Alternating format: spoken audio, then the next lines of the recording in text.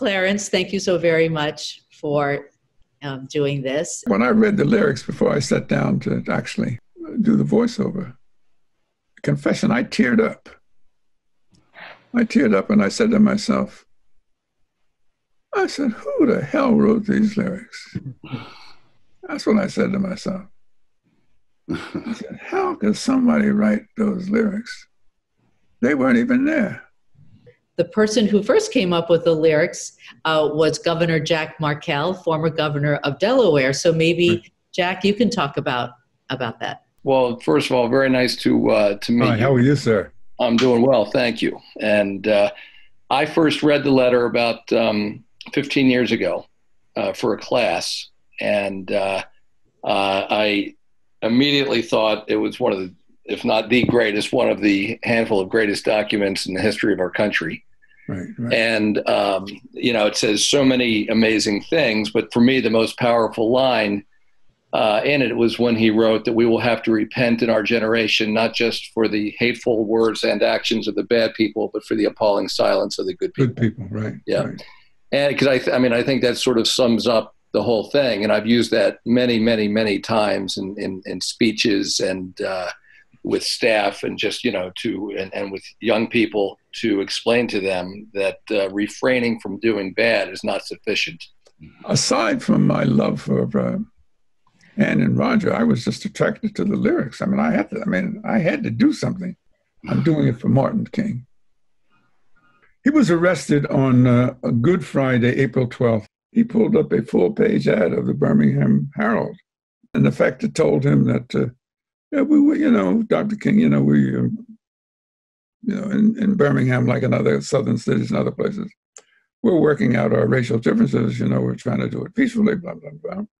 We're making some progress and so forth. But the last thing we need is some outside agitator like you. You're not helping things. And went on with how he was impatient. He was an outsider. And don't you know these things take time? You got to have patience. So the letter wasn't, his letter to the Birmingham jail was a direct response to the ad that he showed me. So he said, when you come back in, bring me some paper. I said, okay. They knew who I was. They took out my wallet and showed them my license, but nobody patted me down. Nobody came over to pat me down. They just didn't. Over the course of the next 5 consecutive days, I saw him twice a day. And under I had a buttoned dress shirt, I would bring him blank sheets of paper. And he would take those blank sheets of paper in the morning and then write. And then when I'd come and see him in the afternoon, I'd take what he had written, and then I'd give him additional blank sheets of paper. I brought it in the afternoon. It went on until Friday afternoon. He had piles of paper. He had written on anything in his jail cell, the blank spaces of old newspapers, paper towels, anything that was he'd written, and he put them in different piles, like pile 1, pile 2, pile 3, pile 4.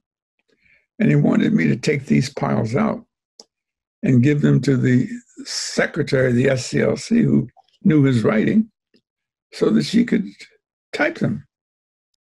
The letter from the Birmingham jail was a powerful call to the conscience of America.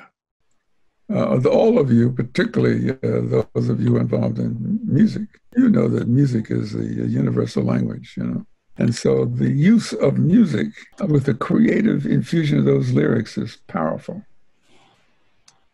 It's really powerful. So I don't want to make anybody blush here, but whoever thought of that I think I'm pretty smart. And I know Roger McNamee is smart.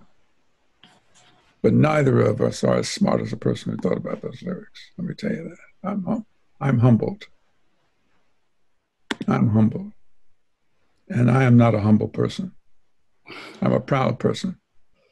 But I'm humbled. Clarence, I wish you had been in the room when Jason and I were listening to your voiceover.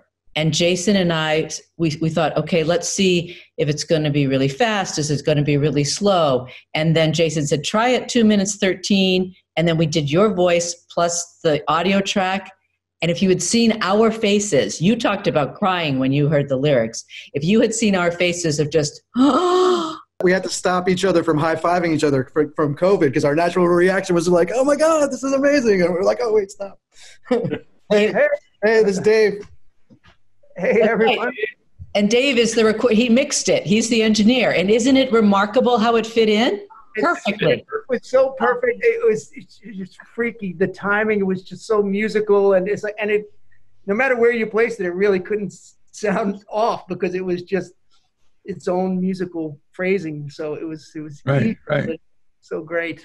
I assumed in the editing I was going to have to chop each line and do it as a separate piece because I asked Dan, I was like, I'm sure Dave had to remap this. That's what I expected to do. Exactly. No, that didn't have to be done. I had to say that because you were inside our brain when Dr. King said, that you were inside his brain. Well, guess what? You're still inside the hearts and soul. Wow. So it was perfect. Okay. So Eric was a vocalist. He did guitar. He did bass. Drums.